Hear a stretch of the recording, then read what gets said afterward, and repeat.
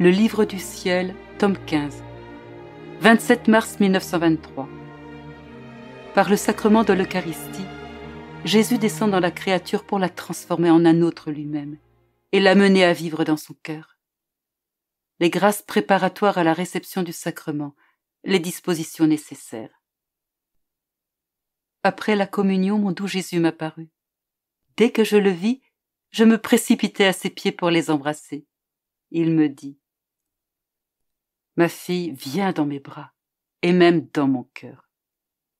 Je me cache dans l'Eucharistie pour ne pas susciter la crainte. Ce sacrement me plonge dans l'abîme le plus profond de l'humiliation pour élever la créature jusqu'à moi, afin qu'elle devienne une avec moi. Que mon sang sacramentel coule dans ses veines. Que je devienne la vie de chacun des battements de son cœur, de chacune de ses pensées, et de tout son être.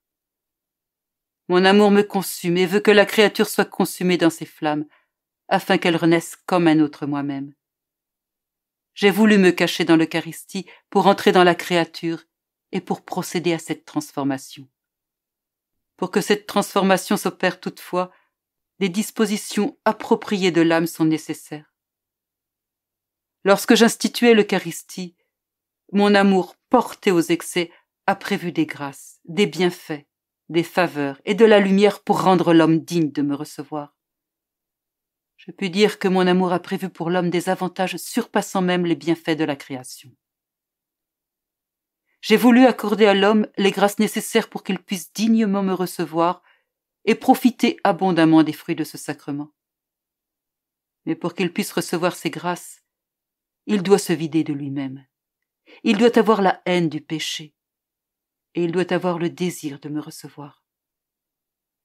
Mes cadeaux ne descendent pas dans la pourriture ou la boue. Si l'âme n'a pas les bonnes dispositions pour me recevoir, je ne trouve pas en elle l'espace vide où déverser ma vie. Tout se passe comme si j'étais mort pour elle et elle pour moi. Je brûle, mais elle ne sent pas mes flammes. Je suis lumière, mais elle reste aveugle. Hélas, que de douleurs je trouve dans ma vie sacramentelle. Un grand nombre d'âmes manquant des dispositions requises ne tirent aucun bénéfice de ce sacrement et finissent par me donner la nausée. Si elles persistent à me recevoir de cette façon, il en résulte pour moi une continuation du calvaire et pour elles la damnation éternelle. Si ce n'est pas l'amour qui les incite à me recevoir, c'est une insulte de plus qui m'assaille et un péché de plus sur leur conscience. Prie et fais réparation pour les nombreux abus et sacrilèges commis dans ce sacrement.